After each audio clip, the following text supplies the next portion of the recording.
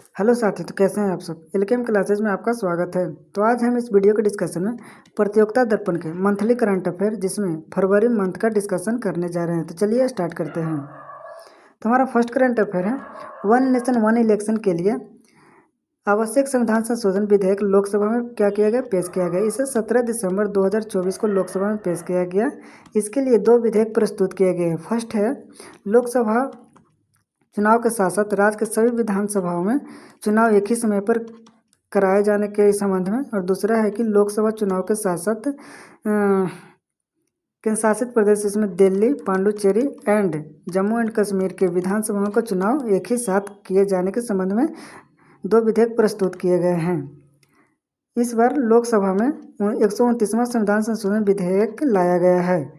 इसके लिए one nation one election के लिए अनुच्छेद 82A को जोड़ा जाएगा तथा अनुच्छेद 83 एंड 172 एंड 327 आर्टिकल में क्या किया जाएगा, संशोधन किया जाएगा। तो कौन सा आर्टिकल जोड़ा जाएगा, तो 82 आर्टिकल को जोड़े जाने की बात कही गई है, और आर्टिकल 83, 172 एंड 327 में क्या किया जाएगा, संशोधन किए जाने की बात कही गई है। और यह संविधान संशोधन विधेयक कौन सा नंबर का था, तो 130वां नंबर का था। इसके तहत दो विधेयक लाए गए हैं, जिसमें था कि लोकसभा चुनाव के साथ सभी विधानसभा में चुनाव एक समय पर हो, और लोकसभा चुनाव के साथ साथ दिल्ली, पांडुचेरी एंड जम्मू कश्मीर के चुनाव भी एक साथ किए जाने के लिए दो विधेयक लाए गए हैं। चलिए आगे बढ़ते हैं। नेक्स्ट है कि ज्वाइंट पार्लियामेंट कमेटी। यह ज्वाइंट पार्लियामेंट कमेटी इसलिए गठित की गई है ताकि वन नेशन वन इलेक्शन पर सभी सदस्यों के बीच सहमति बन सके, इसलिए ज्वाइंट पार्लियामेंट कमेटी का गठन किया गया। इसके लिए 39 सदस्यों का क्या किया गया है, गठन किया गया है। सदस्य को चुना गया है। इसमें कितने सदस्य थे, 39 सदस्य हैं। इसमें लोकसभा के 27 सदस्य हैं और वहीं राज्यसभा के 12 सदस्य इसमें शामिल किए गए हैं। नेक्स्ट, इसके अध्यक्ष पीपी चौधरी को बनाया गया है। कौन है इसके अध्यक्ष, तो पीपी चौधरी हैं। चलिए आगे बढ़ते हैं। तो नेक्स्ट इंपॉर्टेंट फैक्ट है कि रामनाथ कोविंद समिति का क्या किया है, गठन किया है। किस लिए गठन किया गया था, तो वन नेशन वन इलेक्शन के लिए इस समिति का गठन किया गया था। इसका गठन कब किया गया था, 2 सितंबर 2023 को इसका गठन किया गया था। इन्होंने अपना रिपोर्ट कब सौंपा था, तो 14 मार्च 2024 को इन्होंने अपना रिपोर्ट सौंपा था। इसमें इस रिपोर्ट में इन्होंने बताया कि 32 दलों ने वन नेशन वन इलेक्शन का क्या किया, समर्थन किया है, वहीं 15 दलों ने इसका विरोध किया है। तो चलिए आगे बढ़ते हैं। नेक्स्ट है, PSLV C-59 के जरिए प्रोवा 3 का सफल प्रक्षेपण किया गया है। यह इसरो ने यूरोपीय स्पेस एजेंसी के मिशन प्रोवा 3 को सफल प्रक्षेपण किसके जरिए किया गया, तो PSLV C-59 के जरिए किया गया है। तो पोलर सैटेलाइट लॉन्च व्हीकल के जरिए C-59 के तहत प्रोवा 3 का सफल प्रक्षेपण किया गया। इसके तहत दो उपग्रहों का क्या किया गया है, प्रक्षेपण किया गया। उसमें फर्स्ट है कोरोनाग्राफ और दूसरा क्या था, ओकल्टर। तो यह PSLV की कितनी उड़ान थी, तो 61वीं उड़ान थे। और PSLV एक्स्ट्रा लार्ज की क्या उड़ान था, तो 26वां उड़ान था। PSLV एक्स्ट्रा लार्ज, कौन सा, PSLV एक्स्ट्रा लार्ज का 26वीं उड़ान थे। चलिए आगे बढ़ते हैं। नेक्स्ट है कि हाल ही में देश का 57वां टाइगर रिजर्व राता पानी अभ्यारण्य जो कि MP का है उसे घोषित किया गया है। देश का क्या 57वां टाइगर रिजर्व राता पानी अभ्यारण्य को घोषित किया गया है। हाल ही में हम लोग पिछले वीडियो में देखे थे कि 56वां टाइगर रिजर्व गुरु घासीदास तमोर पिंगला टाइगर रिजर्व को घोषित किया गया था। यह कहाँ का टाइगर रिजर्व था, तो छत्तीसगढ़ का था। और हम लोग यह भी देखे थे कि यह गुरु घासीदास तमोर पिंगला टाइगर रिजर्व देश का तीसरा सबसे बड़ा टाइगर रिजर्व था। कौन सा, तीसरा नंबर का सबसे बड़ा टाइगर रिजर्व था। पहला पर कौन था, तो श्री सैलम टाइगर रिजर्व था। दूसरा पर कौन था, तो मानस टाइगर रिजर्व था। और तीसरा पर Guru Ghasidas Tamor tiger Pingla tiger reserve जो कि देश का तीसरा सबसे बड़ा टाइगर रिजर्व था। तो चलिए आगे बढ़ते हैं। तो वर्तमान में टोटल बाघों की संख्या कितना है 2022 के अनुसार, तो 3682 बाघों की संख्या है। 2018 से 2022 के बीच बाघों की संख्या में वृद्धि कितना परसेंट हुआ है, तो 24.1% की वृद्धि हुई है। चलिए आगे बढ़ते हैं। नेक्स्ट है INS तुसिल। यह क्या है, तो यह एक युद्धपोत है। यह क्रिवाक श्रेणी का युद्धपोत है। इसमें 2016 में रूस और भारत के बीच एक समझौता हुआ था, जिसमें 6 युद्धपोत बनाए जाने का करार हुआ, जिसमें 4 युद्धपोत रूस में बनाया जाएगा, वहीं 2 युद्धपोत भारत में बनाया जाने का इसमें समझौता हुआ था। यह समझौता कब हुआ था? 2016 में हुआ था। INS तुशिल का स्पीड कितना है? तो 30 नॉट है। वहीं इसका किलोमीटर प्रति आवर में है तो 55 किलोमीटर प्रति आवर इसका स्पीड है। किसका? INS तुशिल का। यह युद्धपोत है, क्रिवाक श्रेणी का युद्धपोत है।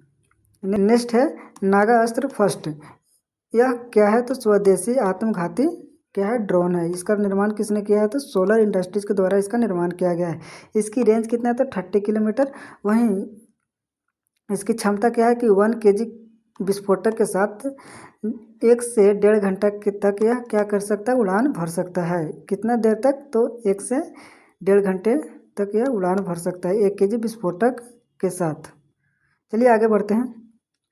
नेक्स्ट है वन रिपोर्ट 2023 को क्या किया गया? जारी किया गया है। इसको कब जारी किया गया? तो 21 जनवरी 2024 को इसे जारी किया गया। यह केमा रिपोर्ट थी? तो 18वीं रिपोर्ट थी। सर्वप्रथम 1987 में यह प्रकाशित किया गया था। वन रिपोर्ट फर्स्ट टाइम कब प्रकाशित किया गया था? तो 1987 में। उसके बाद लगातार 2 वर्ष के अंतराल पर यह जारी किया जाता रहा है। कुल वन अगर देखें तो भारत का कुल वन कितना है? फॉरेस्ट कितना है? तो 7,15,343 स्क्वायर किलोमीटर पर वन क्षेत्र फैला हुआ है। वहीं अगर ब्रिज की बात करें तो ब्रिज 1,12,014 स्क्वायर किलोमीटर पर ब्रिज फैला हुआ है। परसेंटेज में देखें तो वन कितना परसेंट पर था? 21% लगभग है, 21.76% है। और ब्रिज कितना परसेंट पर फैला हुआ था? 3.41% पर। अगर वृद्धि देख ले तो वन में कितना स्क्वायर किलोमीटर का वृद्धि हुआ? तो 156 स्क्वायर किलोमीटर का वृद्धि हुआ है। वहीं वृक्षों में 1289 स्क्वायर किलोमीटर में क्या हुआ है? वृद्धि हुआ है वृक्ष का। आगे बढ़ते हैं तो कुल वन एंड वृक्ष यानी फॉरेस्ट एंड ट्री कितना क्षेत्र पर फैला हुआ? तो 8,27,357 स्क्वायर किलोमीटर पर। परसेंटेज में पूछेगा तो 25% लगभग हो जाएगा। कितना? 25%। टोटल कितना परसेंट की बढ़ोतरी हुई है? तो 1445 स्क्वायर किलोमीटर की क्या हुई है? बढ़ोतरी हुई है। आगे बढ़ते सर्वाधिक वन वाला फर्स्ट नंबर पर कहाँ है? तो MP में, सेकंड अरुणाचल प्रदेश, तीसरा पर छत्तीसगढ़ है। सर्वाधिक वन कहाँ पाया जाता है? तो फर्स्ट MP, सेकंड अरुणाचल और तीसरा पर छत्तीसगढ़ है। नेक्स्ट सर्वाधिक वन परसेंटेज में पूछे तो फर्स्ट नंबर पर परसेंटेज पर कौन हो जाएगा? तो लक्षद्वीप जो कि यहाँ 91% है। मिजोरम में कितना परसेंट है? तो 85% है। अंडमान निकोबार में कितना है? तो 81% है। चलिए आगे देखते हैं कि सर्वाधिक वृद्धि कहाँ देखने को मिला है? तो मिजोरम में, जहाँ 242 स्क्वायर किलोमीटर की बढ़ोतरी हुई है। गुजरात में 180 स्क्वायर किलोमीटर का। वहीं ओडिशा में 152 स्क्वायर किलोमीटर की वृद्धि हुई है। किसमें? वन क्षेत्र में। ब्रिज क्षेत्र में वृद्धि, ब्रिज प्लस ब्रिज में देखते हैं बढ़ोतरी हुआ है, जहाँ ओवरऑल यानी कि वन और ब्रिज दोनों में। तो छत्तीसगढ़ में सबसे ज़्यादा ओवरऑल में 684 स्क्वायर किलोमीटर, यूपी में 559 स्क्वायर किलोमीटर, उड़ीसा में 559, यहाँ भी 559 स्क्वायर किलोमीटर की क्या हुआ है? बढ़ोतरी हुआ है। चलिए आगे बढ़ते हैं। तो 19 राज्यों में 33% से अधिक क्या है? वन क्षेत्र है। 33% से अधिक वन क्षेत्र 19 राज्यों में। और वहीं 16 राज्यों में वन एवं ब्रिज क्षेत्र क्या है? घटा है। कितना? 16 राज्यों में घटा है। नेक्स्ट है कच्छ वनस्पति, जिससे मैंग्रोव वनस्पति से भी हम लोग जानते हैं। तो मैंग्रोव वनस्पति कितने स्क्वायर किलोमीटर पर फैला हुआ है? तो 4992 स्क्वायर किलोमीटर में फैला हुआ है। परसेंटेज वाइज देखें तो 7.43 स्क्वायर किलोमीटर पर क्या है? फैला हुआ है। चलिए आगे बढ़ते हैं। कुल कार्बन स्टॉक कितना है? तो 7285 मिलियन टन है। कितना है? 7285। कितना याद रखना है? 7285। नेक्स्ट है सर्वाधिक कच्छ वनस्पति कहाँ है? तो वेस्ट बंगाल। सबसे ज़्यादा कहाँ है? तो वेस्ट बंगाल में, जहाँ कितना है? 2119 स्क्वायर किलोमीटर। सेकंड नंबर पर गुजरात है, जहाँ 1164 स्क्वायर किलोमीटर है। थर्ड नंबर पर कौन है? अंडमान निकोबार, जहाँ 608 स्क्वायर किलोमीटर पर क्या है? मैंग्रोव वनस्पति पाई जाती है। तो फर्स्ट नंबर पर है वेस्ट बंगाल और इधर है गुजरात, यानी कि पूर्वी और पश्चिमी में हो जाएगा सबसे ज़्यादा West Bengal, second number Gujarat और थर्ड पर क्या हो जाएगा? अंडमान निकोबार। आगे बढ़ते हैं। नेक्स्ट है सीरिया में तख्ता पलट हुआ है हाल ही में। तत्कालीन राष्ट्रपति कौन है? बशर अल असद। रूस में अभी शरण ले लिया है, उसमें कौन थे राष्ट्रपति? तो बशर अल असद।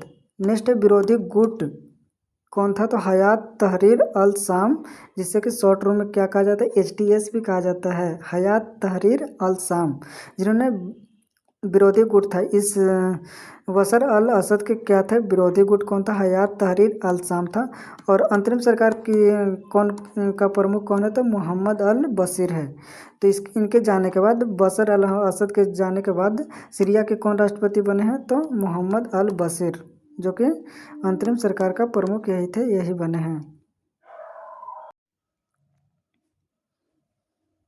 नेक्स्ट है, भारत और ब्रिटेन के बीच 2+2 वार्ता 3 दिसंबर 2024 को नई दिल्ली में क्या हुआ? संपन्न हुआ। इस वार्ता में भारत की तरफ से रक्षा मंत्री और विदेश मंत्री शामिल हुए, वहीं ब्रिटेन की तरफ से भी रक्षा मंत्री एंड विदेश मंत्री ने शामिल हुए। इसकी पहली वार्ता 16 अक्टूबर 2023 को कहाँ किया गया था? नई दिल्ली में। दूसरी वार्ता भी कहाँ हुई? नई दिल्ली में ही हुई। और तीसरी वार्ता 2025 में ब्रिटेन में प्रस्तावित है, यानी कि तीसरी वार्ता का आयोजन कहाँ किया जाएगा? तो 2025 में ब्रिटेन में किया जाएगा। चलिए आगे बढ़ते हैं। नेक्स्ट है भारत यात्रा। इसमें हाल ही में भूटान के नरेश जिग्मे खेसर नामग्याल वांगचुक ने 5 से 6 दिसंबर तक भारत की यात्रा किया।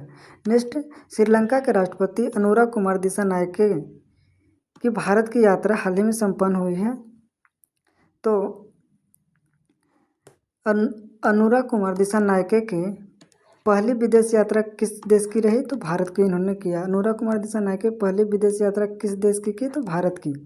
नेक्स्ट है इसमें कि भारत और श्रीलंका के बीच रामेश्वरम व तलई मन्नार के बीच यात्री नौका सेवा को क्या किया है? शुभारंभ किया गया है। नेक्स्ट है कि श्रीलंका के काके संथुरई बंदरगाह का पुनर्वास का पर क्या बनी है? सहमति बनी है। भारत और श्रीलंका के बीच काके संथुराई बंदरगाह, जो कि श्रीलंका में है, उसका पुनर्वास पर क्या बनी है? सहमति बनी है। नेक्स्ट है कि भारत और श्रीलंका के द्विपक्षीय कारोबार किस मुद्रा में किया जाएगा? तो स्थानीय मुद्रा में किए जाने के लिए सहमति बनी है। नेक्स्ट, सामपुरा सोलर पावर प्रोजेक्ट, यह भारत के द्वारा श्रीलंका में किया जा रहा है, उसको गति देने की बात पर सहमति बनी है। नेक्स्ट है कि जल सर्वेक्षण के लिए भी भारत और श्रीलंका के बीच क्या बना है? सहमति बना है। चलिए आगे बढ़ते हैं। तो 2024 से 25 की दूसरी तिमाही में GDP वृद्धि दर 5.9% रहा, जो कि पिछले 7 महीनों में सबसे कम रहा। स्थिर मूल्य पर यह 5.4% रही, जबकि पूर्व वर्ष समान अवधि में यह कितना परसेंट था? तो 8.1% था। इसी अवधि में 8.1% था, लेकिन इस बार कितना है? तो 5.4% है, जो कि बहुत ही कम है। आगे है कि स्थिर मूल्य पर वार्षिक GDP वृद्धि दर देख लेते तो 21 से 22 के दौरान 9.7% GDP वृद्धि दर था, वहीं 22 से 23 के दौरान कितना था? तो 7.0%, और 23 से 24 के बीच स्थिर मूल्य पर वार्षिक GDP वृद्धि दर कितना था? तो 8.2% था। तो 2022 से 23 में 9.7, 21 से 22 में 9.7, 22 से 23 के बीच 7%, और 23 से 24 के बीच 8.2% GDP वृद्धि दर था। आगे बढ़ते हैं। तो आधार वर्ष 2011 से 12 को परिवर्तित कर 2022 से 23 करने के लिए सरकार ने एक समिति का क्या किया? गठन किया गया है। इसके अध्यक्ष किसे बनाया गया है? तो प्रो विश्वनाथ कुलदार को बनाया गया है। वहीं इसमें सदस्यों की संख्या कितनी है? तो 26 सदस्य इसमें शामिल किए गए हैं। नेक्स्ट है किसानों के लिए कृषिगत लागत में वृद्धि को देखते हुए जमानत एवं गारंटी के बिना मिलने वाली बैंक ऋण, कौन सी ऋण? मिलने वाली बैंक ऋण की सीमा को 1.6 लाख से बढ़ा करके कितना लाख कर दिया गया? 2 लाख कर दिया गया, यानी कि 40,000 क्या कर दिया गया? बढ़ा दिया गया है। नेक्स्ट है कि देश में आयकर रिटर्न भरने वालों की संख्या में 9.3% की क्या हुई है? वृद्धि हुई है। वित्तीय वर्ष 2023 से 24 के दौरान यह 9.3% की वृद्धि देखने को मिली है। 2022 से 23 में कितने लोग इनकम टैक्स आयकर रिटर्न भरते थे? तो 7.40 करोड़ लोग क्या करते थे? तो आयकर रिटर्न भरते थे। लेकिन अब 2022 से 23 के दौरान 8.09 करोड़ लोगों की संख्या हो गई है। तो चलिए आगे बढ़ते हैं। नेक्स्ट है कि चीन की पिंगजियांग काउंटी में सोना का सबसे विशाल भंडार का पता लगा है। कौन सा? तो पिंगजियांग काउंटी में सोना का सबसे विशाल भंडार का पता लगाया गया है। लगभग 1000 टन सोना का पता लगाया गया है। एक इम्पोर्टेंट फैक्ट है कि सोना का सबसे बड़ा उत्पादक देश कौन है? तो चाइना ही है। आगे बढ़ते हैं। फीफा विश्व कप तो फीफा विश्व कप 2026 में कनाडा, मैक्सिको व अमेरिका में आयोजन किया जाना है। 2026 में इसका आयोजन कहाँ किया जाएगा? तो कनाडा, मैक्सिको और अमेरिका में। इसमें कुल टोटल 48 टीम शामिल होंगे। इससे पहले वाले विश्व कप में कितने टीम शामिल हुए थे? तो 32 टीम शामिल हुई थी। इस बार कितने टीम शामिल होंगे? तो 48 टीम शामिल होंगे। और 2030 में इसका आयोजन कहाँ किया जाएगा? तो स्पेन, पुर्तगाल और मोरक्को। और 2034 में इसका आयोजन सऊदी अरब में किया जाएगा। 2034 में सऊदी अरब में। पहला विश्व कप 1930 में हुआ था, जिसमें कौन विश्व कप जीता था? उरुग्वे ने जीता था। नेक्स्ट है, भारतीय प्रधानमंत्री की कुवैत यात्रा संपन्न हुआ है। 343 वर्ष बाद भारतीय प्रधानमंत्री कुवैत की यात्रा की। इससे पहले 1981 में इंदिरा गांधी ने कुवैत की यात्रा किया था। कुवैत की कुल जनसंख्या में 21% भारतीय प्रवासी वहाँ रहते हैं। यहाँ जब मोदी गए हुए थे तो वहाँ पर हाला मोदी कार्यक्रम का आयोजन किया गया। और नेक्स्ट 26वें अरेबियन गल्फ कप द्विवार्षिक फुटबॉल टूर्नामेंट के उद्घाटन का मुख्य अतिथि कौन बने? तो प्रधानमंत्री नरेंद्र मोदी को बनाया गया। आगे है कि कुवैत का सर्वोच्च सम्मान ऑर्डर ऑफ मुबारक अल कबीर से प्रधानमंत्री को सम्मानित किया गया। नेक्स्ट है कि 2023 से 24 में द्विपक्षीय व्यापार जो कि 10.47 अरब डॉलर हो गया है। भारत और कुवैत के बीच द्विपक्षीय व्यापार कितना हो गया है? तो 10.47 अरब डॉलर हो चुका है। चलिए आगे बढ़ते हैं। तो नेपाल के थल सेना अध्यक्ष जनरल अशोक राज सिंगडेल को भारतीय सेना के जनरल की मानद रैंक दी गई है। यह परंपरा कब से प्रारंभ हुआ था? तो 1950 से इस परंपरा को शुरू किया गया था। नेक्स्ट है कि केन बेतवा लिंक परियोजना। इस परियोजना का शिलान्यास कब किया गया? तो 25 दिसंबर 2024 को इसका शिलान्यास किया गया। केन नदी का पानी किस नदी में जाएगी? तो बेतवा नदी में जाएगी। इसके तहत 103 मेगावाट पनबिजली को उत्पादित किया जाएगा और 27 मेगावाट सौर ऊर्जा का इससे उत्पन्न किया जाएगा। आगे किसका लागत कितना है? तो 44,605 करोड़ इसकी लागत है। केन बेतवा लिंक परियोजना की में लागत कितनी आने वाली? तो 44,605 करोड़ रुपये का। इससे कौन कौन राज्य लाभान्वित होने वाले थे? यूपी और एमपी लाभान्वित होंगे। अच्छा, केन बेतवा किस नदी का सहायक रिवर है? तो यमुना की सहायक रिवर। केन और बेतवा दोनों यमुना की सहायक रिवर है। आगे बढ़ते हैं। सागर परियोजना जो कि हिंद महासागर एंड प्रशांत महासागर के क्षेत्र में उपस्थित देशों को लाभान्वित करने के लिए सागर परियोजना का शुभारंभ भारत के द्वारा किया गया है। इसका फुल फॉर्म क्या होता है? Security and growth for all in the region. इसका फुल फॉर्म है, सागर का फुल फॉर्म क्या है? Security and growth for all in the region. चलिए आगे बढ़ते हैं। नेक्स्ट है कि राज्यपाल का नियुक्ति हाल ही में किया गया है। तो ओडिशा के नए राज्यपाल डॉक्टर हरिबाबू कंपति को बनाया गया है। बिहार के राज्यपाल आरिफ मोहम्मद खान को बनाया गया है। और केरल के राज्यपाल राजेंद्र विश्वनाथ आर्लेकर को बनाया गया है। तो केरल के राज्यपाल बिहार को बना दिया गया है। बिहार के राज्यपाल को केरल भेज दिया गया है। नेक्स्ट है कि मिजोरम के राज्यपाल डॉक्टर जनरल वीके सिंह को बनाया गया है। वहीं मणिपुर के राज्यपाल कौन है? तो अजय कुमार भल्ला को बनाया गया है। मणिपुर में कौन है? तो अजय कुमार भल्ला। आगे बढ़ते हैं। नेक्स्ट है कि राष्ट्रीय मानवाधिकार आयोग के नए अध्यक्ष बी रमा सुब्रमण्यम को बनाया गया है। किसे? तो बी रमा सुब्रमण्यम को बनाया गया है। इन्होंने अरुण कुमार मिश्रा के स्थान ग्रहण किया है। कौन? तो बी रमा सुब्रमण्यम ने। वहीं NHRC का गठन कब किया गया था? तो 1993 में इसकी स्थापना किया गया था। तो इसके अध्यक्ष का चुनाव कैसे किया जाता है? तो एक समिति के द्वारा इसका अध्यक्ष को चुना जाता है। इस समिति में टोटल 6 सदस्य हैं। कितने? 6 सदस्य होते हैं। इसमें फर्स्ट पे एक है प्रधानमंत्री होते हैं, दूसरा गृह मंत्री होता है, तीसरा लोकसभा के अध्यक्ष होता है, चौथा लोकसभा के विपक्ष का नेता होता है और पांचवा राज्यसभा के विपक्ष का नेता होता है और छठा राज्यसभा के सभापति। ये 6 सदस्य होते हैं जो मिल करके राष्ट्रीय मानव अधिकार आयोग के अध्यक्ष को क्या करते हैं? चुनाव करते हैं। चलिए आगे बढ़ते हैं। नेक्स्ट है संयुक्त राष्ट्र आंतरिक न्यास परिषद के नए अध्यक्ष मदन पी लोकुर को बनाया गया है। तो किसे बनाया गया? तो मदन वी लोकुर को बनाया गया। संयुक्त राष्ट्र आंतरिक न्यास परिषद के नए अध्यक्ष किन्हें बनाया गया? तो न्यायाधीश मदन वी लोकुर को बनाया गया। इनका कार्यकाल 12 नवंबर 2028 तक है। मदन वी लोकुर कब तक रहेंगे? तो 12 नवंबर 2028 तक रहेंगे। आगे बढ़ते हैं। तो भारतीय रिजर्व बैंक ऑफ इंडिया के नए गवर्नर संजय मल्होत्रा को बनाया गया है। किन्हें बनाया गया? तो संजय मल्होत्रा के। 21वें नंबर के तो 26वें नंबर के। इससे पहले कौन थे? शक्तिकांत दास थे। आरबीआई के गवर्नर कौन थे? शक्तिकांत दास थे।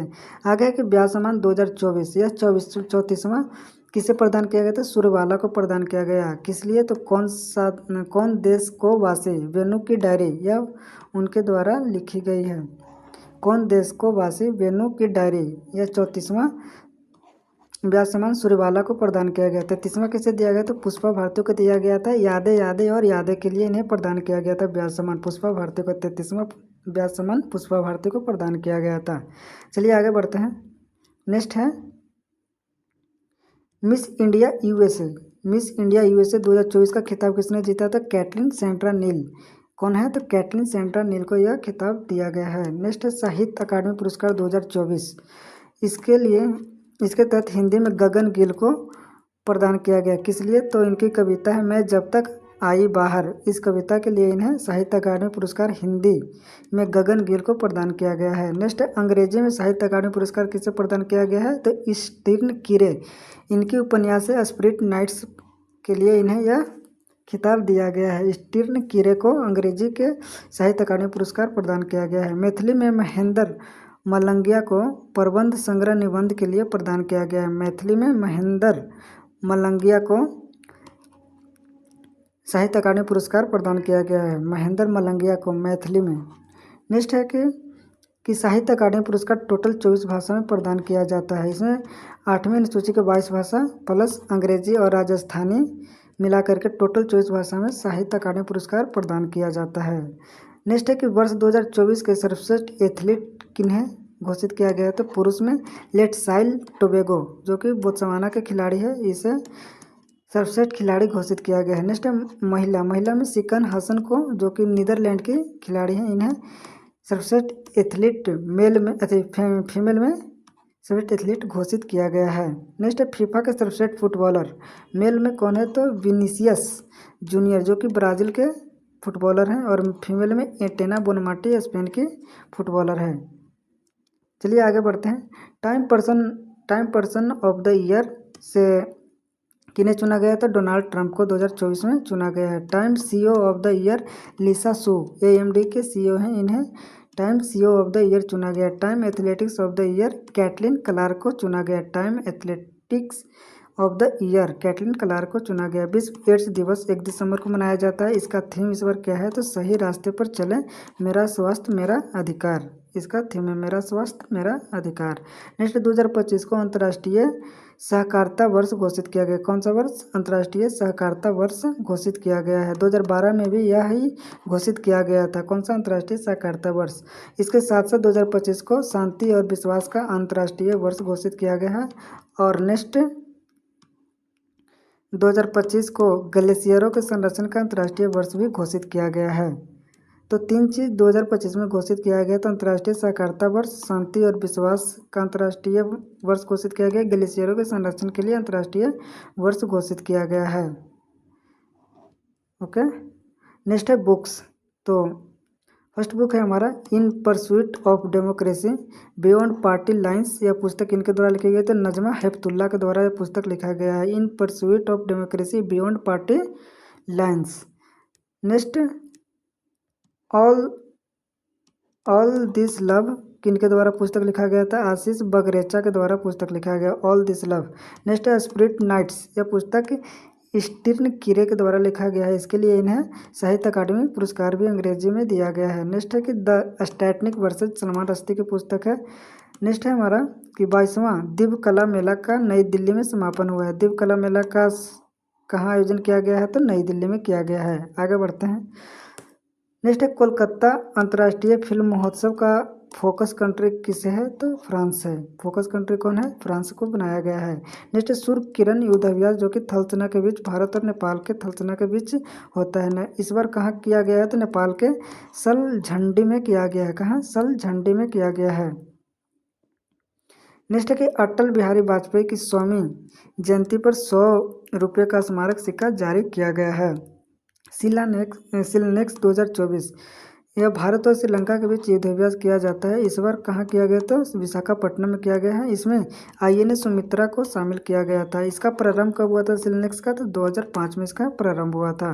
नेक्स्ट है भगवान पार्श्वनाथ के 29वें जन्म कल्याण महोत्सव के उपलक्ष्य में 900 का अंकित मूल्य का तथा 28वें निर्माण दिवस पर 800 का अंकित मूल्य का सिक्का जारी किया गया है। नेक्स्ट पुरुषों के जूनियर एशिया कप हॉकी में भारत 5वीं बार विजेता बना है। कितनी बार? 5वीं बार। इसका आयोजन कहाँ किया गया? तो मस्कट ओमान में किया गया। ओमान की राजधानी क्या है? मस्कट है। नेक्स्ट है सैयद मुश्ताक अली ट्रॉफी 2024 में मुंबई दूसरी बार चैंपियन बना है। सैयद मुश्ताक अली ट्रॉफी किसने जीता है? तो मुंबई ने इस बार जीता है। यह उसकी दूसरी बार यह चैंपियन बना है। नेक्स्ट है कि श्रीलंका के समी सिल्वा एशियाई क्रिकेट के नए अध्यक्ष बने हैं। समी सिल्वा को बनाया गया है एशियाई क्रिकेट के नए अध्यक्ष के रूप में। इन्हें समी सिल्वा को बनाया गया है। श्रीलंका के क्रिकेटर थे। इन्होंने जय शाह का स्थान लिया। एशियाई क्रिकेट के नए अध्यक्ष समी सिल्वा को बनाया, इन्होंने जय शाह का स्थान लिया है। रविचंद्रन अश्विन ने अंतर्राष्ट्रीय क्रिकेट से संन्यास लेने की घोषणा कर दी है। फार्मूला 1 रेस का विश्व चैंपियन मैक्स वर्स्टैपेन बने हैं। विश्व के सबसे युवा विश्व शतरंज चैंपियन डी गुकेश जो कि 18 वर्ष के हैं, इन्होंने जीता है। विश्व के सबसे युवा विश्व शतरंज चैंपियनशिप किसने जीता था? डी गुकेश ने जीता था। विश्वनाथ आनंद के पश्चात यह खिताब जीतने वाले दूसरे भारतीय बने हैं। तो हमारा प्रतियोगिता दर्पण का फरवरी मंथ समाप्त हो गया है। यदि आपको मेरे वीडियो अच्छा लगा हो तो लाइक एंड सब्सक्राइब अवश्य करें। Thank you very much.